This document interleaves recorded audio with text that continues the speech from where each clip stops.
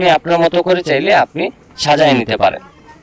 ওকে, এবার হচ্ছে এই যে এখানে দেখেন, এখানে আমরা একটা ট্রি ভেক্টর ব্যবহার করেছি। তো এটা আমরা কোথা থেকে পেয়েছি? এটা আমরা গুগল থেকে ডাউনলোড করে নিয়েছি।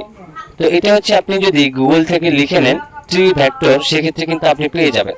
তো আমি আগে থেকে এখানে একটা ডিজাইন বানানোর সুবিধার্থে এখানে এই ট্রি ভেক্টরগুলি আমি একটা এআই ফাইল করে রেখে দিয়েছি, যাতে আমার যখন প্রয়োজন পড়ে তখন আমি ব্যবহার করতে পারি। তো এবার আমি এই যে ট্রি ভেক্টরটা রয়েছে, এটাকে মাউসের লেফট বাটনটা ক্লিক করে ধরে রেখে আমি এখানটায় নিয়ে আসব। নিয়ে আসার পর এটা বড় ছোট আসতে পারে, অল্ট শিফট ধরে ছোট করে নেবেন এবং আপনি আপনার পজিশন অনুযায়ী এটাকে বসায় নেবেন। আমি ধরেন এটাকে এখানে বসায় নিলাম। তো দেখেন সহজে কিন্তু আমার এই গাছটা এখানে সেট হয়ে গেল।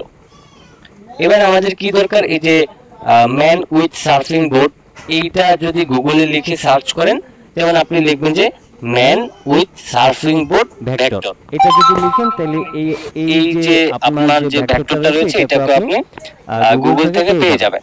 তো এগুলি নিয়ে আলাদা একটা ভিডিও দেওয়া আছে, চাইলে সেই বিষয়গুলি দেখে নিতে পারেন। তারপর হচ্ছে আমি আবারও ধরেন এই যে সার্ফিং বোর্ডটাকে আমি একটা আগে একবার যখন কাজ করেছি তখন এগুলি আমার সংগ্রহ করে রেখেছি, যখন যেটা প্রয়োজন পড়ে সেটা আমি ব্যবহার করতে পারি। তো এবার হচ্ছে মাউসের লেফট বাটনটা ক্লিক করে ধরে রেখে আবারও এটাকে এখানে টেনে নিলাম।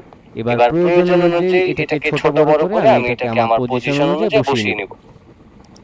তো যেহেতু এটা অনেক বেশি বড় হয়ে যাচ্ছে, আমি শিফটটাকে ধরে মাউসের লেফট বাটনটা ক্লিক করে এটাকে প্রয়োজন অনুযায়ী ছোট করে এটাকে বসিয়ে নিলাম। তারপর এটাকে আরেকটু নিচের দিকে নামাই নিচ্ছি আমার সুবিধা অনুযায়ী। ওকে, এবার কি করব, এখানে সামার লেখাটা লিখব এবং এখানে আমরা একটা স্টকের শেপ দিয়েছি এবং এখানে ভাইবসটাকে অ্যাড করেছি। তো এতটুকুই কিন্তু আমাদের ডিজাইন। এখন এই সামার লেখাটাকে কিভাবে লিখতে পারি, তো তার জন্য আমি টাইপ টুলে গেলাম এবং এই ফাঁকা জায়গায় ক্লিক করলাম। এখান থেকে প্রথমে ফন্টটাকে একটু বড় করে নিব। এরপর আমি এখান থেকে ফন্টটা ব্যবহার করেছি রোবোটো ফন্ট। তো আমি হচ্ছে এবার সামার লেখাটা লিখে নিই এস সরি আমি এখান থেকে এস ইউ আমি এখানে ক্লিক করে দিই, ফন্টটাকে আগে একটু বড় করে নিই, S U double M E R. আমি এখানে সামার লেখাটা লিখলাম। এবার আমি কি করব, এটাকে আমি এই কালারটা দিয়েছি, এই কালারটা দিলাম। এবার এখানে এই শেপটাকে সিলেক্ট করে আমি এই রোলার থেকে আমি এটাকে মাঝখানে বসিয়ে নিলাম। তারপর এই সামার লেখাটাকে আমি উপরের দিকে নিয়ে যাব, এটাকে আরো কিছুটা ছোট করা প্রয়োজন। তারপর এটাকে আমি এখানে রাখছি এবং এটাকে যতটুকু সম্ভব উপরের দিকে তুলে দেব।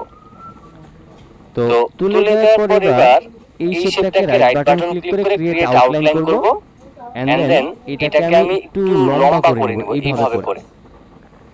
তো এইভাবে করে লম্বা করে নেওয়ার পর আমি হচ্ছে এখন যাব ইফেক্ট থেকে ওয়ার্ক থেকে এই আর যে লোয়ার অপশনটা রয়েছে এখানে ক্লিক করব। তো এখানে ক্লিক করার পর দেখেন অটোমেটিক্যালি কিন্তু এটা অলরেডি বাঁকা হয়ে গেছে।